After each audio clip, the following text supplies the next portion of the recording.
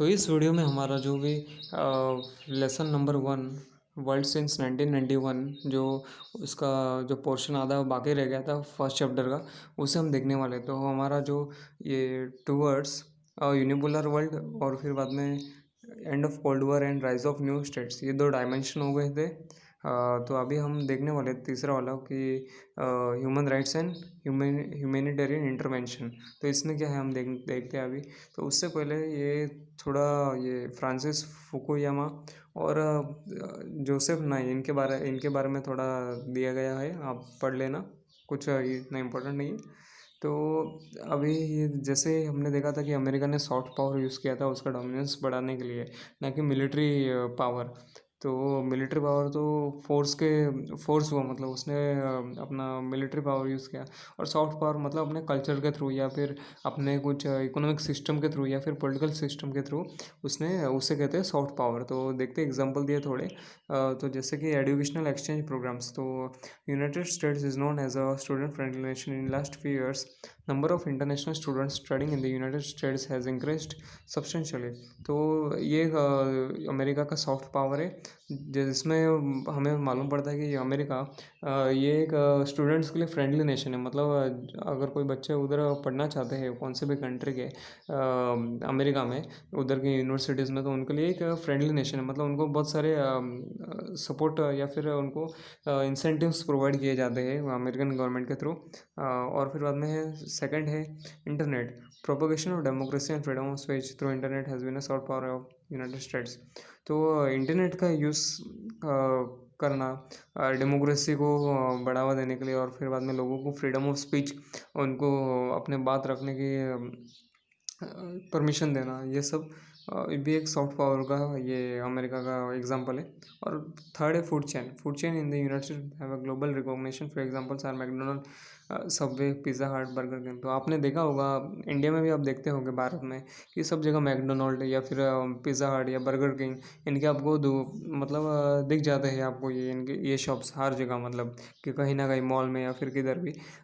तो इससे मतलब ये अमेरिका का सॉफ्ट पावर है, ये इकोनॉमी बिजनेस के थ्रू और इधर इंटरनेट और डिजिटल मोड के थ्रू और इधर बाद में एजुकेशनल फील्ड में। तो ये सब इन जगहों में अमेरिका अपना सॉफ्ट पावर यूज़ करता है। तो अभी इधर दिया कि लिबरल डेमोक्रेसी क्या होता है, जो कि अमेरिका में हमने देखा था। तो liberal democracy is a form of representative democracy. Liberal democracy is currently one of the dominant political ideologies in the world. It gives importance to individual liberty. Liberal democracy is characterised by presence of few important features.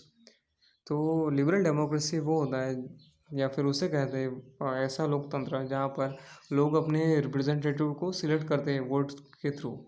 और फिर बाद में ये एक अभी जो भी liberal democracy ideology है, ये वर्ल्ड में बहुत बहुत सारे कंट्रीज अपना रहे हैं। और फिर बाद में ये क्योंकि इसमें एक इंडिविजुअल को फ्रीडम दिया जाता है, एक पर्टिकुलर सिटीज़न को अलग से उसको फ्रीडम दिया जाता है, हर एक इंडिविजुअल को, ना कि उनको एक अथॉरिटी के अंडर कंट्रोल किया जाता है। तो इसके फीचर्स क्या है लिबरल डेमोक्रेसी के कैरेक्टर्स?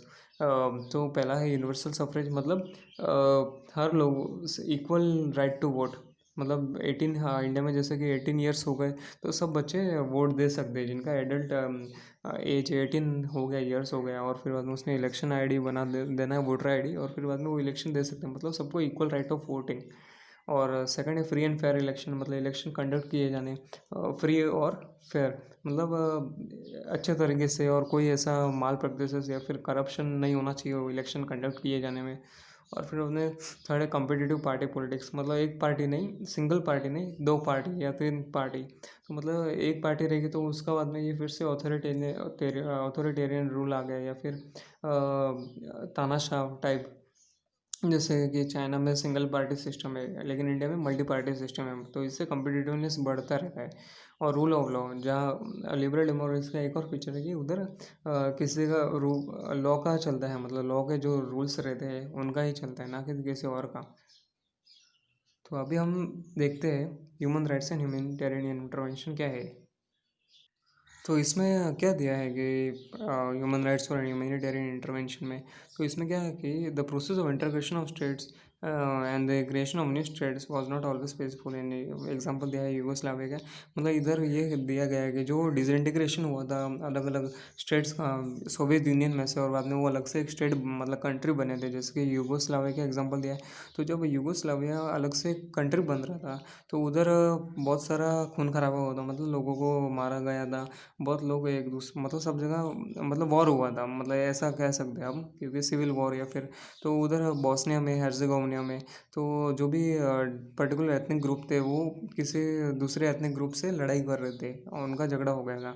तो जैसे कि चेचनिया में भी कॉन्फ्लिक्ट्स ऑकर हुए थे, ईस्ट तिमोर और एरिट्रिया में, जो कि हमने देखे कि ये अफ्रीका कॉन्टिनेंट के पार्ट है। और तो ऐसे जब भी जो वॉर हुए तो उसमें लोगों को मतलब इकोनॉमिक कंडीशन भी उनकी अच्छी ख़राब हो जाती है, क्योंकि उनके पास कुछ नहीं रहता, और सब जगह वो मतलब लड़ाई झगड़े की वजह से सब कुछ कुछ बच्चे भी अनाथ हो जाते हैं। तो उसकी वजह से क्या हो गया, human violation of human rights हो रहा था। तो जो ये यूनाइटेड नेशंस है, मतलब सब 190+ कंट्रीज़ के मेंबर है, तो इन्होंने देखा कि इधर ह्यूमन राइट्स का वॉलेशन हो रहा है, तो ये ऑर्गेनाइजेशन आ गया और इसने बाद में जो भी ह्यूमन राइट्स वॉलेशन हो रहे थे उनको प्रिवेंट किया, और जो कॉन्फ्लिक्ट है उनको भी होने से बचाया, और उनको ना कि ज़्यादा बढ़ जाए, मतलब कॉन्फ्लिक्ट जो भी हो रहा था तो उसको कंट्रोल किया, उनके फोर्स यूनियन के यूनाइटेड नेशंस के जो भी फोर्स थे उनको भेजा, और फिर हमने शांत किया माहौल। तो ये यूनाइटेड नेशंस का इधर थोड़ा दिया गया है पीस कीपिंग। तो ये क्या है, तो ये जो बॉक्स में दिया गया है यूनाइटेड नेशंस पीस कीपिंग, तो इसमें दिया गया कि यूनाइटेड नेशंस की खुद की एक आर्मी नहीं होती, जैसे हर कंट्री की एक खुद की आर्मी होती है, तो उसी तरह यूनाइटेड नेशंस की खुद की आर्मी नहीं है। तो इसके जो मेंबर स्टेट्स हैं, मतलब जैसे इंडिया इसका मेंबर है, तो इंडिया कुछ सिक्योरिटी पर्सनल या फिर आर्मी इतने इतने प्रोवाइड कराएंगे यूनाइटेड नेशंस को, और जैसे अमेरिका भी मेंबर है तो अमेरिका भी कुछ सिक्योरिटी पर्सनल या फिर आर्मी अपने प्रोवाइड करेगी। तो हर मेंबर कंट्री थोड़े थोड़े अपने कंट्रीब्यूशन करती है, और यूनाइटेड नेशंस की ये बाद में आर्मी कहलाती है, पीस कीपिंग आर्मी। तो ये फिर बाद में जो भी हर कंट्री के जो भी मेंबर्स रहते हैं, हर कंट्री में जो तो उनके जो आर्मी रहते हैं वो फिर बाद में जिस कंट्री में या फिर जिधर भी वॉर हो रहा है या कॉन्फ्लिक्ट हो रहा है, तो उधर जाके ये यूनाइटेड नेशंस अपनी ये फोर्स भेजती है, अपनी मेंबर स्टेट्स की आर्मी भेजती है उधर अपना कॉन्फ्लिक्ट रिजॉल्व करने के लिए। तो ये इधर दिया गया है। तो in the post-Cold War era, the United Nations continued to intervene in conflict situations to bring about a peaceful resolution of the dispute. तो जब कोल्ड वॉर एंड हुआ तो उसके बाद से यूनाइटेड नेशन ने अपने पीस कीपिंग फोर्स भेजता रहा, और जिधर भी कॉन्फ्लिक्ट होता उधर इंटरवेंशन करके उधर शांत करा के उधर जो भी कॉन्फ्लिक्ट था उसको, और बाद में उस डिस्प्यूट को रिजॉल्व करते थे एकदम peacefully. But now the rational for intervention was not just to stop the ongoing war but also prevent the recurrence of conflicts in future, maintain peace and protect the human rights of the affected people। तो लेकिन अभी की जो भी United Nations का main खाली ये M नहीं रहता कि कॉन्फ्लिक्ट को रिजॉल्व करे, ये भी एम रहता कि फ्यूचर में भी कभी लड़ाई ना हो, या फिर कॉन्फ्लिक्ट फिर से कुछ सालों बाद फिर से ना हो, तो उससे भी उसको ध्यान रख के एकदम अच्छे से पूरा एकदम डिस्प्यूट रिजॉल्व करते ताकि फ्यूचर में भी कभी लड़ाई ना हो।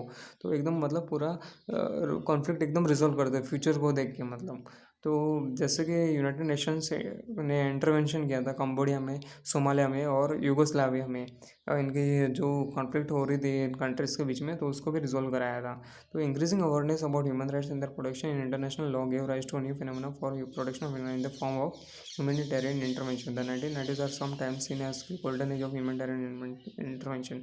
तो जैसे ही लोगों के बीच में ह्यूमन राइट्स की अवेयरनेस बढ़ रही थी, मतलब कि ह्यूमन राइट्स का वॉलेशन नहीं होना चाहिए, और क्या होता है कि जब कब ह्यूमन राइट्स वॉलेशन होता है, मतलब अगर किसको बोलने से हम रोक रहे हैं, या फिर किनको कुछ उनके जो राइट्स है तो उससे प्रिवेंट कर रही है कोई गवर्नमेंट या फिर कोई भी, तो उसे हम ह्यूमन राइट्स वॉलेशन कहते हैं। जैसे राइट टू फ्रीडम हुआ, राइट टू स्पीच, या फिर राइट टू एक्सप्रेशन हुआ, तो ये सब राइट टू प्राइवेसी हुआ, ये सब ह्यूमन राइट्स है। तो इसका अगर वायलेशन होता है, मतलब इनको जब एक्सरसाइज नहीं करने दिया जाता है, तो उसे ह्यूमन राइट्स वायलेशन कहते हैं। तो ये जब ज़्यादा मतलब 1990s के टाइम बहुत मतलब फैल गया था ह्यूमन राइट्स का, तो और उसको प्रोटेक्ट करने के लिए बहुत सारे कंट्रीज आगे आ रहे थे। तो 1990 को golden age of humanitarian intervention भी कहा जाता है। तो अभी ये यूनाइटेड नेशंस का ह्यूमन राइट्स विंग है, तो उसके बारे में थोड़ा दिया है तो आप पढ़ लेना, कुछ समझाने की इतना ज़रूरी नहीं है, तो भी मैं बता देता हूँ आपको थोड़ा। तो इधर थोड़ा दिया है कि human rights in the post cold war world. तो 1990 तक जो मेंबर थे इस यूनाइटेड नेशंस के, वो उसके बाद से बहुत ज़्यादा बढ़ने लगे। 170 कंट्रीज पार्टिसिपेट किए थे 1993 के world conference on human rights में। फिर बाद में और तो धीरे धीरे बाद में बढ़ते गए नंबर्स। और this was follows by the creation of the, बाद में यूनाइटेड नेशंस के अलग अलग ऑफिस भी बनाए गए, जैसे कि United nation high commissioner for human rights. इसका मेन काम क्या था कि ह्यूमन राइट इनिशिएटिव उनको कोऑर्डिनेट करे, और बाद में एक universal respect for human rights को उसको क्रिएट करे। और एनजीओज बनाए अलग अलग कंट्रीज़ में ह्यूमन राइट्स का प्रोडक्शन करने के लिए, such as International Committee of the Red Cross, Medicine and Frontiers and Oxfam work directly in conflict zone. तो ये जो भी इसके एन जी ओज है यूनाइटेड नेशंस के, जिधर भी कॉन्फ्लिक्ट जोन्स रहते हैं उधर ये डायरेक्टली काम करते हैं उन लोगों के लिए, उनको मेडिकल फैसिलिटी या फिर उनको कोई भी प्रोवाइड कराते हैं, और बाद में उधर जो भी पीस है उसको प्रमोट करते हैं, और ह्यूमन राइट्स है उनको भी प्रमोट करते हैं। और ये इधर इस टेबल में, इस बॉक्स में क्या बताया कि इंडिया ने क्या रोल प्ले किया, ह्यूमैनिटेरियन रोल, वो इसके बारे में बताया। जैसे कि कंबोडिया में इंडिया की फोर्स गई थी। इंडिया ने मतलब मिलिट्री सेंड की थी 1992 में से सितंबर 1993 तक कंबोडिया में। उधर पीस और बाद में जो ह्यूमन राइट्स का वॉल्यूशन होता है उसको रिस्टोर करने के लिए, तो maintenance of law and order, conduct of free and fair administration were other task undertaken. तो ये इंडिया की जो फोर्स गई थी उसने बाद में उधर अच्छे से इलेक्शन करवाए, और उसका सिविल एडमिनिस्ट्रेशन उसको भी अच्छे से रेगुलेट किया, और मतलब उधर के समझाया मतलब उनको, और जो लॉ एंड ऑर्डर सिचुएशन बिगड़ गई थी उसको भी कंट्रोल में लाया। तो इंडिया ने बहुत बड़ा रोल प्ले किया था उधर के कंबोडियन रेफ्यूजीज को, मतलब उधर सेटल कराने के लिए। तो बाद में ये दूसरा ऑपरेशन था इंडिया का 1993 से 1994 तक सोमालिया में। तो उधर भी इंडिया ने बहुत अच्छा एक एक्टिव रोल प्ले किया था सोमालिया में। तो the Indian contingent of the UN peace keeper successfully provided humanitarian relief it dug a large number of wells construction. तो ये जो इंडिया की कंटिजेंट थी, मतलब ये यूएन पीस कीपर्स में इंडिया की जो मिलिट्री थी उसने बहुत बड़ा रोल प्ले किया था सोमालिया में। क्योंकि इंडिया की जो पीस कीपिंग फोर्स थी उसने उधर सोमालिया में कुएं बनाए, और स्कूल बनवाए, और जो भी मस्जिद है उनको बनवाया, और बाद में जो लोगों को रिलीफ कैंप, मतलब मेडिसिन प्रोवाइड कराने के लिए, मतलब मूवेबल एक मोबाइल डिस्पेंसरी और रिलीफ कैंप बनवाए, और बाद में ये जो भी उनको सुविधा चाहिए थी वो उनको प्रोवाइड कराया। और जो लोग विस्थापित हो गए थे, मतलब उनका जो रहने की जगह था उसके दूसरे जगह उनको वॉर की वजह से भाग के जाना पड़ा, तो उनको फिर से रिहेबिलिटेशन उनका कराया थाउजेंड्स ऑफ रेफ्यूजीज़ का। तो ये सब बताया गया है इसमें।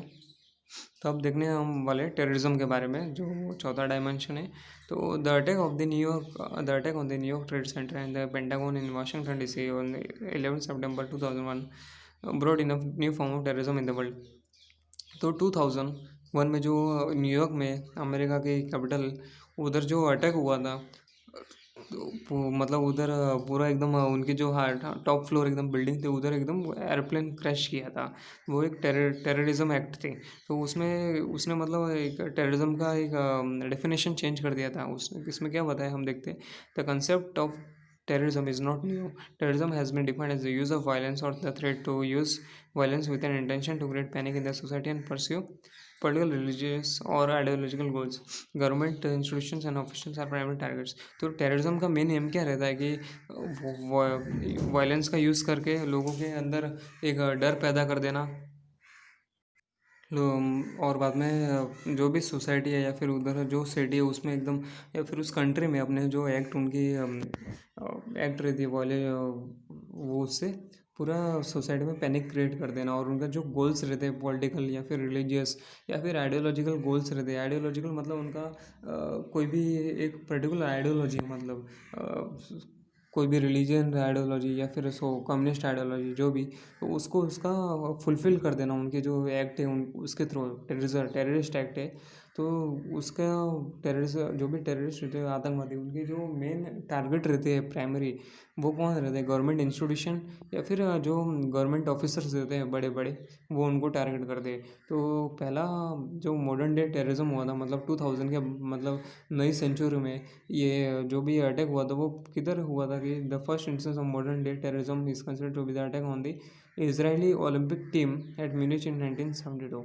तो 1972 में ये इसराइल की ओलंपिक टीम थी उनके ऊपर अटैक किया गया था इनके द्वारा पैलेस्टीनियंस। तो इसराइल के बाजू में ही पैलेस्टाइन है उनके द्वारा उन टीम के ऊपर अटैक किया था 1972 में। तो फिर बाद में since then terrorist organisation groups have indulge in airplane hijackings bombings and assassination of political aid. उसके बाद से जो टेररिस्ट है उनकी मेन एक्टिविटी क्या रही कि एरोप्लेन है उनको हाईजैक कर देना या फिर बॉम्ब का यूज़ कर देना या फिर जो पॉलिटिकल लीडर है बड़े बड़े उनको सीधा मर्डर कर देना उनका।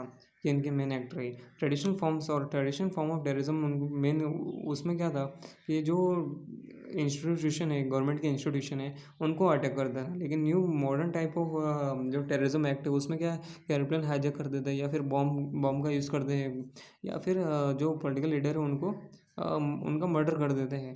The terrorist usually fought for the rights of some specific people. The terrorist activity was usually associated with separatist movements.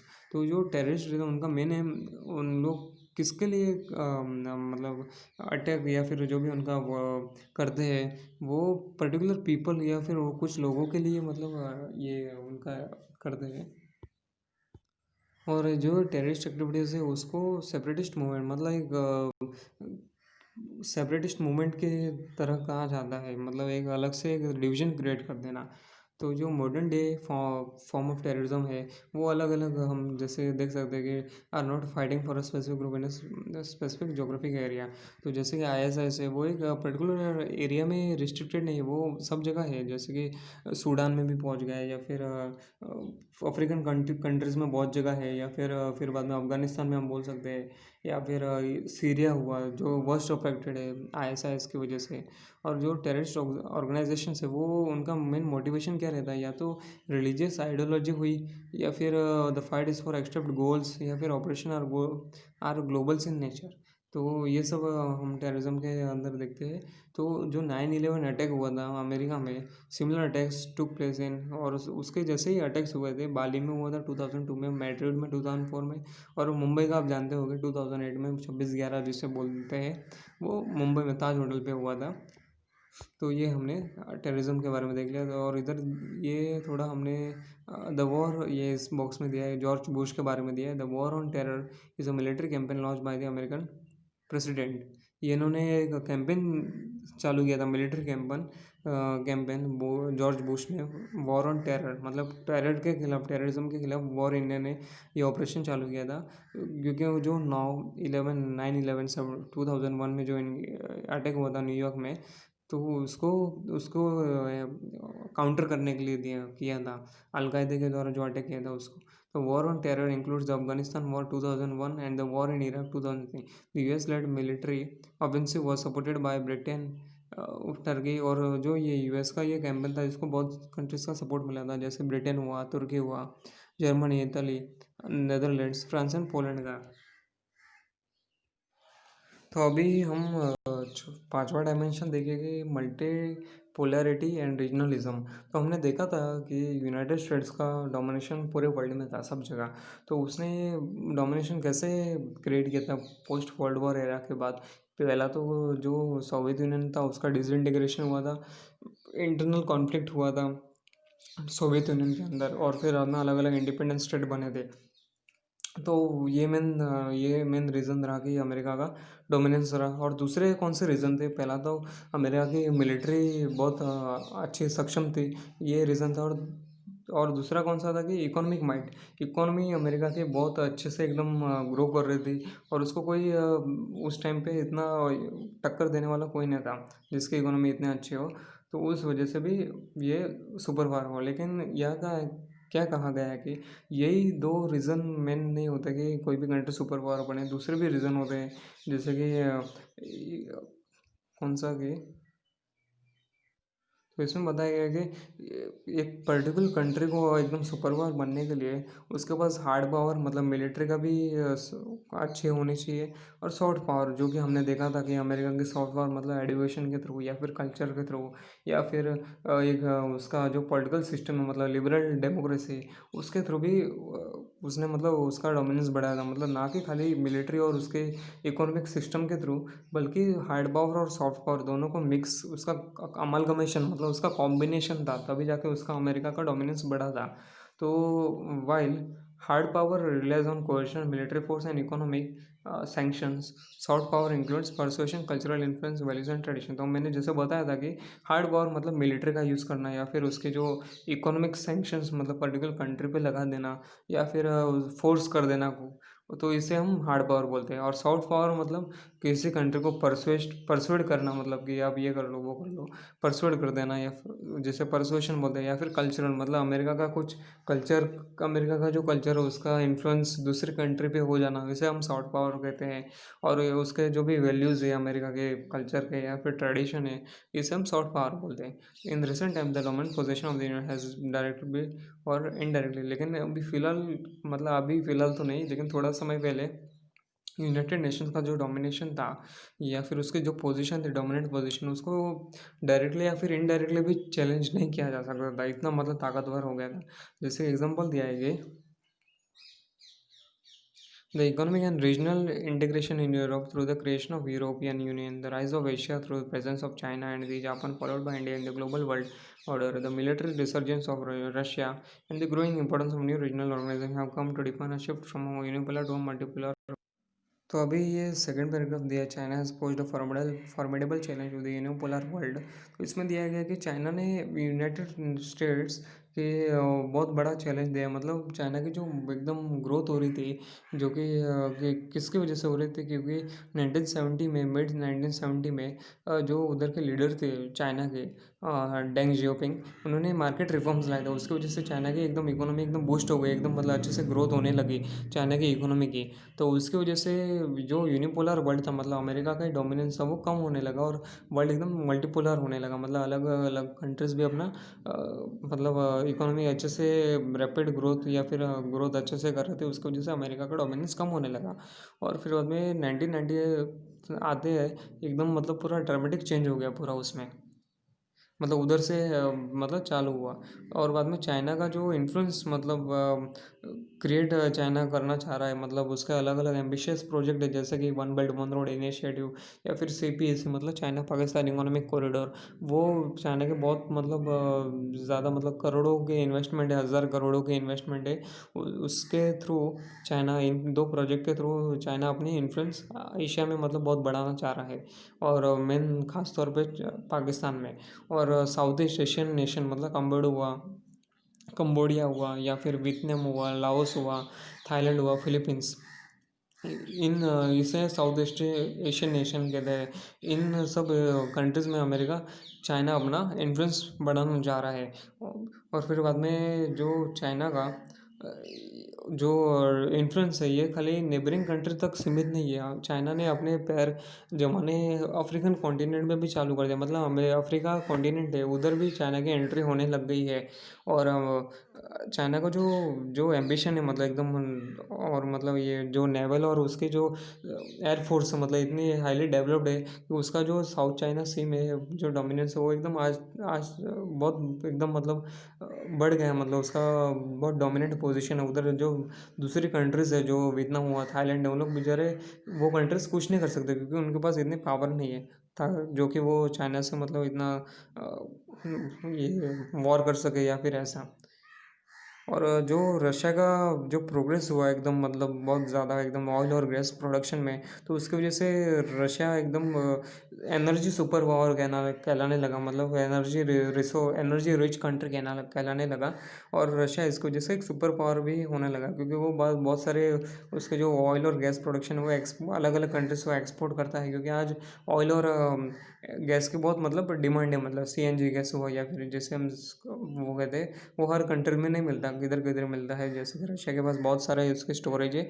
और इकोनॉमिक स्टेबिलिटी जो कि रशिया में आई बात डिसइंटीग्रेशन के बाद, और जो नेशनल प्राइड उनका मतलब उधर के लोगों का जगह, और उसकी वजह से रशिया भी एकदम मतलब उभर के आने लगा, मतलब उसका भी थोड़ा ग्रोथ या फिर उसका डोमिनेंस भी बढ़ने लगा रशिया का। तो Russia continues to influence central and east Europe and it is a founding member of the SCO. तो रशिया का जो इसकी वजह से super power, energy super power होने लगा, और उसका एकदम इकोनॉमी अच्छे से होने लगी, स्टेबल हो गई इकोनॉमी। और उसकी वजह से जो रशिया का कंटिन्यूस इन्फ्लुएंस मतलब सेंट्रल और ईस्ट यूरोपियन कंट्रीज़ में, सेंट्रल एशिया और ईस्ट यूरोप में जो रशिया का बढ़ता एकदम इन्फ्लुएंस था, मतलब दबदबा एकदम। तो उसकी वजह से भी रशिया सुपर पावर कहलाने लगा। और रशिया ये एससीओ मतलब शंघाई कोऑपरेशन ऑर्गेनाइजेशन इसका फाउंडिंग मेंबर है। तो इस शंघाई कोऑपरेशन ऑर्गेनाइजेशन का मेंबर इंडिया भी है, चाइना भी है, और रशिया तो फाउंडिंग मेंबर ही है। तो आज मतलब इंडो पैसिफिक रीजन है, वो बहुत ज़्यादा इम्पोर्टेंस का है। इंडो पैसिफिक मतलब इंडियन ओशन और पैसिफिक रीजन है जो भी, वो आज के टाइम में बहुत इंपॉर्टेंट मतलब वर्ल्ड में सबसे ज़्यादा इंपॉर्टेंट रीजन है। तो इकोनॉमिक ग्रोथ जो हुई है एशिया में चाइना और अदर कंट्रीज जैसे कि इंडिया और जापान के द्वारा, तो उसकी वजह से, और फिर बाद में conflicts in the South China Sea, the importance of the ASEAN, जैसे मैंने पहले बताया था, ये रीजनल ऑर्गेनाइजेशन है। और American interest in the Pacific region has contribute to the importance of this region. India is likely to play an important role in the region of this in the future. तो ये जो Indo Pacific region है India और China के इधर, तो उसकी आज इंपॉर्टेंस बढ़ गई है। और फिर बाद में इकोनॉमिक ग्रोथ जो होने लगी है चाइना की, इंडिया की और जापान की, और फिर बाद में साउथ चाइना सी में इंडिया नहीं चाइना, और बाद में जो साउथ ईस्ट एशियन नेशन है उनकी कॉन्फ्लिक्ट जो बढ़ रही है, और फिर बाद में अमेरिका का इंटरेस्ट भी है पैसिफिक रीजन में, उसकी वजह से आज इस रीजन की इंपॉर्टेंस बढ़ गई है। तो उसकी वजह से, और इंडिया का पूरा डोमिनेंस है इंडियन ओशन में, तो उसकी वजह से भी इंडिया एक बहुत क्रूशल रोल प्ले करने वाला है फ्यूचर में। तो ये सब बताया गया है। तो अब ये जो रीजनलिज्म है और यूरोपियन यूनियन, ये जो हमारा बाकी रह गया है, और सार्क ये जो रीजनल ऑर्गेनाइजेशन, ये सब हम अगले वीडियो में देखेंगे। और उसमें उस वीडियो में फिर बाद में हम ये जो एक्सरसाइज है ये भी सॉल्व कर देंगे बस। और अच्छा लगा हो तो सब्सक्राइब कर देना, और नहीं लगा तो भाई डिसलाइक कर देना।